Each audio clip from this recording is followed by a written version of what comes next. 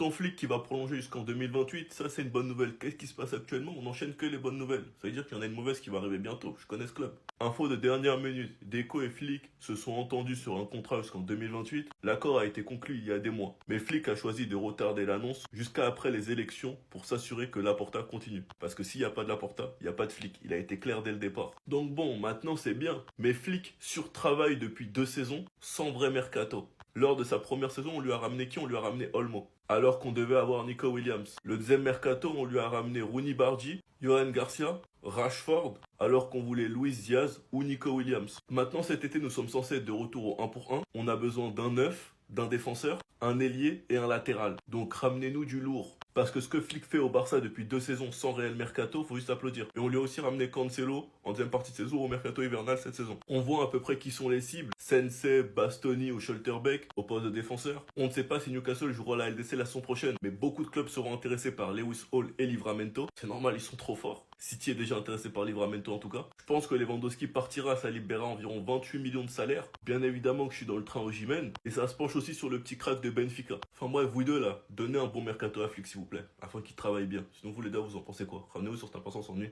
Cancelo va tout faire pour rester au Barça cet été, mais vous connaissez la règle. Ne pas s'attacher trop rapidement un jour en prêt. Parce que moi, ce Goumin, Cancelo Félix, je l'ai encore là. Le Goumin Cancelo Félix, je l'ai encore là. Quand Laporta nous avait promis qu'il allait tout faire pour garder les Joao, au final, on n'a eu aucun des deux. Tout ça pour refaire revenir Cancelo quelques années plus tard. Au final, t'as mal parce que tu te dis qu'il aurait juste dû rester et que t'as juste perdu du temps. Cancelo tente de convaincre le club de transformer son prêt en contrat permanent. Le joueur est prêt à renoncer à une grande partie de son salaire élevé à Al Hilal afin de résilier son contrat et de s'installer définitivement à Barcelone, où il se sent heureux tant sur le plan sportif que familial. Quand on entend les déclarations de Deco qui expliquent qu'ils ont fait des efforts pour signer Cancelo parce qu'il a montré à maintes reprises qu'il est un fan fou du Barça et que c'est un sentiment rare de nos jours des joueurs qui jouent pour le badge, que Flick déclare qu'il a laissé du temps à Cancelo de reprendre du rythme, qu'il l'a mis au repos, qui met en avant la qualité technique de Cancelo et qui dit de le recruter, ça a été un très bon choix. Et que Laporta déclare qu'il adore Cancelo car il adore le club. J'espère que nous ne sommes pas encore une fois dans un genjutsu et qu'il restera vraiment. Enfin bref, sinon vous les gars, vous en pensez quoi? Ramenez-vous sur cette importance en nuit. Laporta a regagné, mais qui est choqué?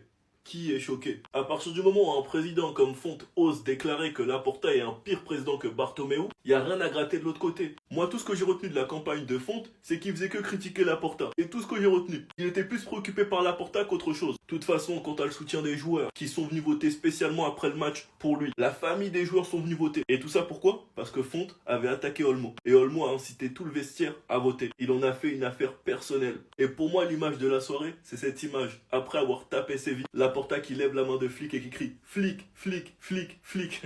Les votes n'étaient même pas sortis que Laporta, il était déjà en train de danser, les gars. Il n'y avait rien à gratter pour la concurrence, absolument rien. Il a tout simplement écrasé Font. Et la vraie question que je me pose, c'est comment Xavi se sent maintenant. Il y a eu plus de 48 000 votes de la part des socios. Maintenant, vous deux, on vous regarde. Tout ce qu'on attend, c'est un mercato. Actuellement, ce dont on a le plus besoin, c'est un neuf. On a besoin d'un neuf. La saison prochaine, avec Lewandowski et Ferran Torres, on va pas tenir. On veut un neuf, on veut un mercato. Tu as dit qu'on allait être au 1 pour 1, on se donne rendez-vous en été. Sinon vous les gars, vous en pensez quoi? Ramenez-vous sur cette importance en nu. Dans un monde où le Barça reçoit une grosse offre pour Baldé cet été, Newcastle, j'ai un deal pour vous. J'ai un deal pour vous. J'ai entendu que vous étiez intéressé par Ferran Torres. Et quand je vois comment Newcastle a été capable de changer Barnes, Ferran Torres c'est la recrue parfaite pour vous, pouvant jouer neuf, à gauche, à droite. Un petit échange Ferran Torres. Lewis Hall, vous en dites quoi? Ferran Torres, Lewis Hall, vous en dites quoi? Un petit latéral de 21 ans, très prometteur, complet. Son contrat termine en 2026. Son contrat expire en 2026, sauf s'il prolonge avec Newcastle. Croyez-moi que beaucoup de clubs européens vont se jeter dessus, sauf s'il prolonge. Un petit latéral prometteur de 21 ans, avec un contrat qui expire bientôt. C'est le moment de passer à l'attaque. Reste à voir le classement de la PL en fin d'année, mais si Newcastle ne joue pas la LDC la saison prochaine, c'est le moment d'attaquer. Sachant qu'en plus de ça, si tu réussis à résilier le contrat de Cancelo à Al Hilal et que tu le prends au Barça, Cancelo, Lewis Hall, Gérard Martin, Geoffrey Terren, Koundé, Xavi Espar, Hector Fort que t'as envoyé en prêt, croyez-moi qu'à ce poste, on sera enfin bien. Enfin bref, sinon vous les gars, vous en pensez quoi? Ramenez-vous sur cette importance en nuit. Déjà que cette trêve va être nulle parce qu'il y aura que des matchs amicaux. Le seul match qui était intéressant, c'était l'Espagne-Argentine, la finalissima. Ça a été annulé car ils n'ont pas trouvé de terrain d'entente entre les dates, le terrain. Certains même nous expliquent que l'Argentine ne veut pas jouer l'Espagne pour se concentrer sur la Coupe du Monde, car la dernière fois qu'ils les ont affrontés, ils se sont fait taper et ont fait une mauvaise Coupe du Monde. Après les gars, il n'y a rien d'officiel, ce ne sont que des rumeurs. Mais du coup, au lieu de cette Espagne-Argentine, on va avoir un Espagne-Serbie. 27 mars à Villarreal. De la Fuente, laisse-nous tranquille. Non, laisse-nous tranquille. De la Fuente. Laisse-nous tranquille. On a une Liga à jouer. Si Dieu le veut, un quart de finale de Ligue des Champions. Et le pire, les gars, je vais vous annoncer un truc parce que je pense que personne l'a vu. Si on se qualifie contre Newcastle, on a notre dernier match Rayo Vallecano avant la trêve. Par en trêve, au retour de trêve, on affronte l'Atlético le 4. Si Dieu le veut et qu'on bat Newcastle, après le match contre l'Atlético le 4, on a notre quart de finale de LDC contre qui? Contre l'Atlético, qui je pense vont se qualifier contre Tottenham. Donc on va jouer l'Atlético le 4, l'Atlético le 7 ou le 8, Espanyol-Barcelone le 12, et ensuite encore une fois Atlético. Donc de la Fuente pour ton match amical, laisse-nous tranquille. Pas de Pedri, pas de Casado, pas de Fermin, pas de Olmo. Par contre Ferran Torres tu peux, il a besoin de jouer. Sinon vous les gars, vous en pensez quoi? Amenez-vous sur n'a pas sans s'ennuyer. Attendez, mes très chers Barcelonais.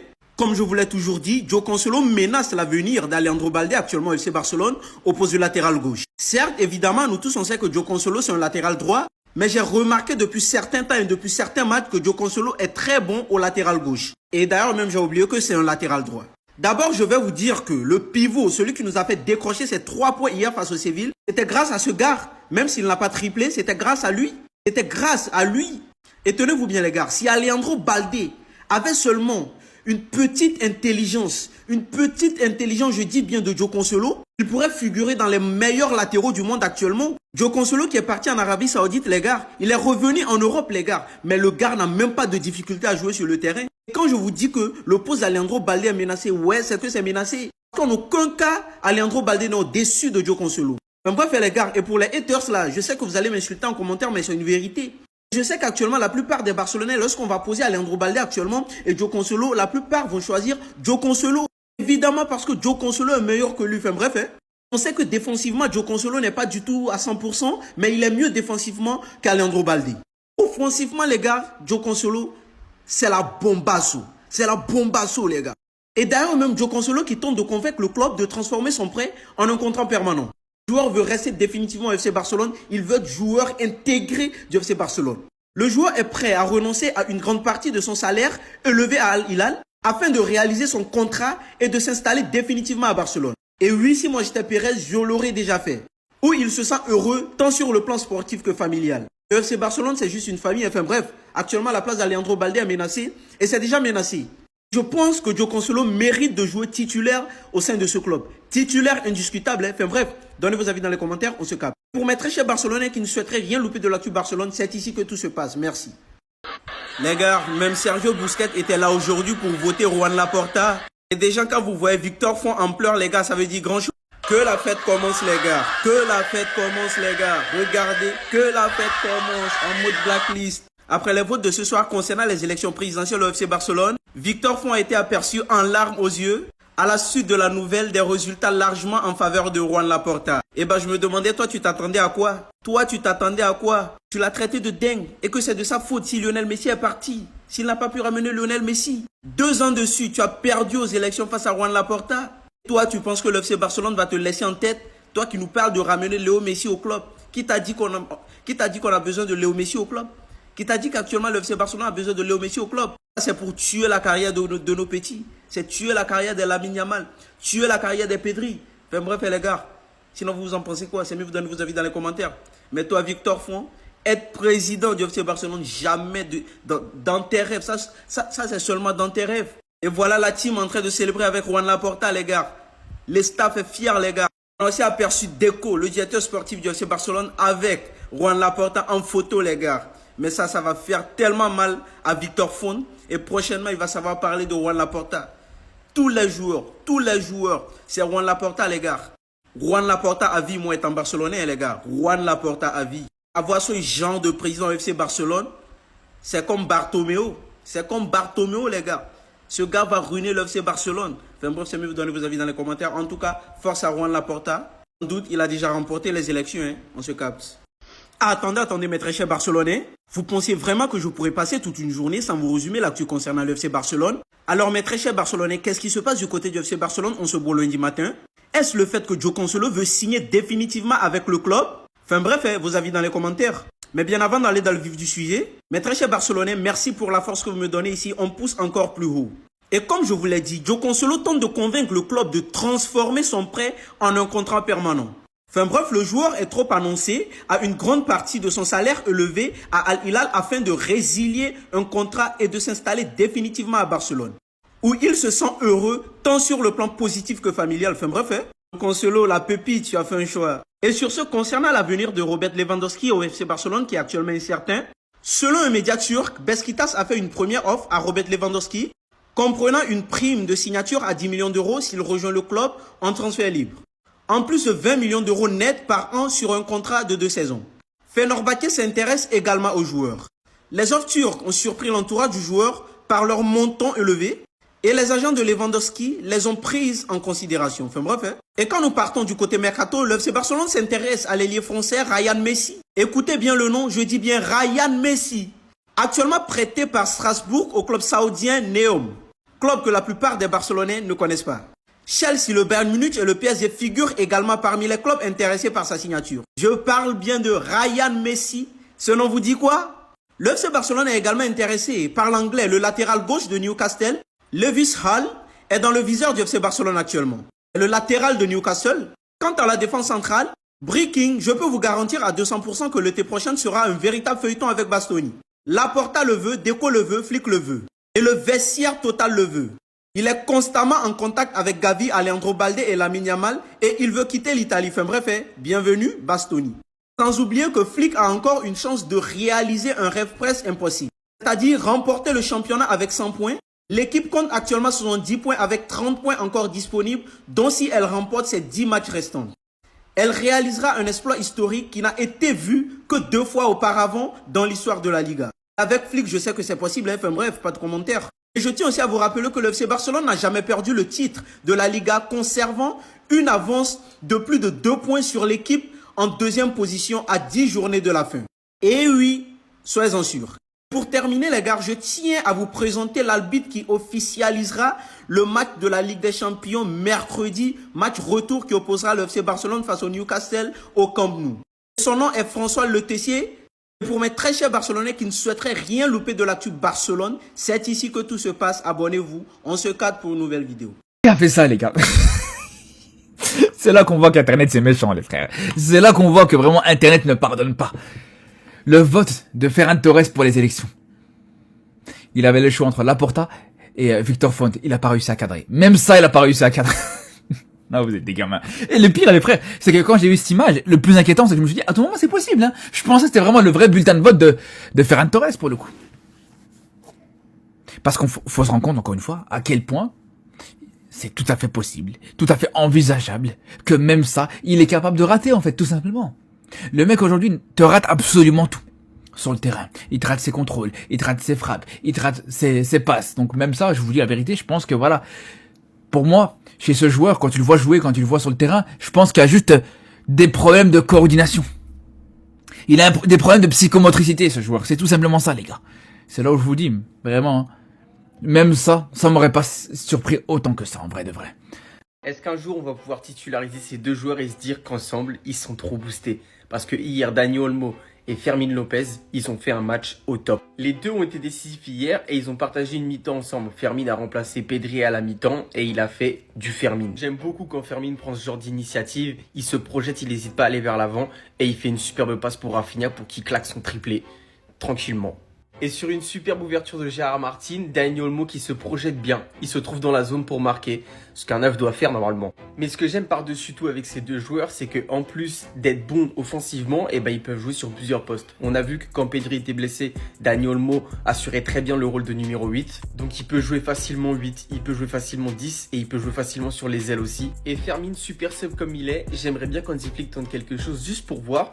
essayez Fermin Lopez en tant que numéro 9. Parce que Fermin, c'est un joueur qui aime bien apporter du danger sur la défense. Il est ultra offensif. Dans le dernier geste, il est toujours bon. On a vu qu'il peut marquer des deux pieds, facilement, pied droit, pied gauche. Mais bon, j'aime le voir en tant que numéro 10, mais ça pourrait être une solution pour dépanner si jamais vraiment ça bicrave trop devant avec Lewandowski ou Ferran Torres. En attendant, ces deux joueurs, ils sont prêts pour affronter Newcastle mercredi. Et j'ai juste une chose à vous dire, faites briller votre talent. Dites-moi ce que vous en pensez en commentaire. Je viens de voir passer une information qui fait vraiment très plaisir et ça montre à quel point le Barça est un très bon club formateur et c'est un club qui sait mettre en valeur ses joueurs. Le Barça possède sûrement l'un des meilleurs centres de formation du monde et en plus de ça, on a un effectif de qualité. Selon Transfer Market, un site mondialement reconnu pour gérer tout ce qui est statistiques de foot, a mis à jour ses données concernant 7 joueurs du Barça. 7 joueurs du Barça ont pris en valeur sur le marché des transferts. En premier, on a Rooney Bargi qui est passé de 10 à 15 millions. Ensuite, le chouchou de beaucoup de Barcelonais en ce moment, Marc Bernal, est passé de 10 à 30 millions. Quant à Gérard Martin, lui, il est passé de 20 à 25 millions. Eric Garcia de 30 à 35 millions, Johan Garcia de 30 à 40 millions. Alors là, accrochez-vous parce que c'est des gros chiffres. Fermin Lopez est passé de 70 à 100 millions de valeur. Quand tu vois que c'est l'un des joueurs les plus performants au club, il est à 26 de goal assist cette saison et sûrement l'un des meilleurs 10 aussi au passage, c'est amplement mérité. Par contre, on va te garder, qu'est-ce qu'on a bien fait de ne pas le vendre à Chelsea. Et enfin, le clou du spectacle, Pedri est passé de 140 à 150 millions. L'un des meilleurs milieux, si ce n'est le meilleur. On sait mettre en valeur nos joueurs et les mettre dans de bonnes conditions. Le meilleur reste à venir pour Barcelone. Dites-moi ce que vous en pensez en commentaire. Xavi Espart, pour sa première au Camp Nou, il a fait les 90 minutes. Et oui, il a fait les 90 minutes. Hansi Flick, à mon avis, il a dû voir qu'il était très bien sur son côté, ça a été le cas. Mais n'hésitez pas à me donner votre avis en commentaire. Qu'avez-vous pensé de ce premier match au Camp Nou pour Xavi Espart? Je vais vous donner mon avis. Très personnellement, moi je pense que Xavi Espart, il a été tout en sobriété aujourd'hui. Offensivement, lorsqu'il avait l'occasion, on a vu qu'il essayait de dédoubler sur son côté avec Rooney. Des fois, il portait le ballon, sans plus. Pour une première, je pense qu'il a fait le minimum. C'est tout ce qu'on lui a demandé de toute façon. Il a très bien géré la ligne défensive avec Cubarsí, Gérard Martin et Cancelo. Tout a été bien fait pour lui de ce côté-là. Défensivement, j'ai trouvé qu'il était plutôt bon aussi. Il n'hésitait pas à coller son joueur pour éviter qu'il parte en profondeur. Et il a eu aussi quelques situations défensives dans la surface. Il a toujours fait les choses correctement. On voit qu'il essayait pas de faire de faute, mais plutôt qu'il essayait de pousser l'adversaire, enfin l'attaquant plutôt, pour éviter de faire une faute bête dans la surface. Et ça, c'est très intelligent, les gars. Bien sûr, tout n'a pas été parfait. Ça reste un jeune joueur, comme je dis. Il y a des axes d'amélioration. Mais en tout cas, c'est prometteur pour une première titularisation au Camp Nou. N'hésitez pas à me donner votre avis en commentaire et abonnez-vous, j'aime parler de mon club ici. Je vais pas vous mentir, je suis pas un grand fan de Laporta. Pour moi, il a fait plein d'erreurs depuis qu'il est au Barça. Des erreurs de recrutement, des joueurs qu'il a laissé partir, des joueurs qu'il a fait venir, des joueurs qu'il a pas réussi à faire partir, ou qu'il a prolongé tout simplement. Bref, voilà. Ou même de manière générale, la communication, la gestion du Camp Nou, il y a énormément de choses à lui reprocher. Mais, pour moi, c'est une bonne chose qu'il a été réélu. C'est une bonne chose qu'il a gagné ces élections, les frères. Tout simplement pour la stabilité que tu peux te permettre de garder, parce que là, si Font avait été élu à la place de Laporta, à tout moment, tu aurais pu perdre Hansi Flick. À tout moment, Hansi Flick aurait pu partir, parce qu'on sait très bien que voilà, il y a une relation très bonne et très saine entre Laporta et Hansi Flick, et c'est pas le cas entre Font et Hansi Flick pour le coup. Donc à tout moment, perdre Hansi Flick, ça aurait été vraiment une catastrophe. Et on a bien vu à quel point le Barça a eu d'énormes difficultés à se trouver un bon coach, à gérer l'après Guardiola, l'après Luis Enrique. Donc c'est sûr et certain que perdre Hansi Flick, ça serait une très mauvaise chose. Et c'est là où pour moi, rien que pour ça, Laporta, le fait qu'il ait été réélu, c'est une très bonne chose. Et en dehors de ça, on va pas se mentir, les gars, on va pas cracher sur tout ce qu'il a fait. Quand il est arrivé, les gars, et le Barça était en miettes. Il a fallu qu'il recolle un petit peu le morceau. Donc c'est là où je vous dis encore une fois, franchement, c'est pas une mauvaise chose du tout. Gérard Martin, j'ai compris, les gars. Quand il joue en défense centrale, c'est Gérard Maldini. Le mec, il est irréprochable. Par contre, dès qu'il repasse latéral gauche, ça redevient Gérard Martin. C'est plus Gérard Martin, c'est carrément Gérard Martin, les frères. Et on le voit encore aujourd'hui. Il a commencé le match en défense centrale, très bien, parfait, match très bon, de très haut niveau. 16e victoire consécutive pour lui en défense centrale avec le Barça. Par contre, dès qu'il est repassé latéral gauche, t'as commencé à comprendre que t'as commencé à te rappeler du vrai Gérard Martin, le Gérard Martin de la saison dernière. Le Gérard Martin latéral gauche. Il s'est fait manger plusieurs fois sur son côté gauche. Il a sa part de responsabilité sur le deuxième but de Séville, où il lâche son marquage.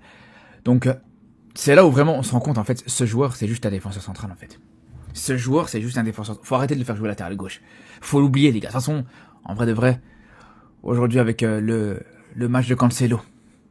Le nouveau match de Cancelo, encore un match de Cancelo extraordinaire à ce poste-là, je pense que c'est fini. Gérard Martin, on le verra de moins en moins à ce poste-là, les gars. Barça la meilleure attaque du monde, les gars. Le Barça la meilleure attaque du monde. Lamine Yamal 34 GA, Fermin 26 GA, Rafinha 22 GA, Rashford 20 GA, Ferran 17 GA, Lewandowski 15 GA, Olmo 14 GA, Pedri 12 GA. Oh, les gars, le Barça a la meilleure attaque du monde. Le potentiel offensif du Barça. On améliore notre défense, on va chercher la Ligue des Champions, je vous dis.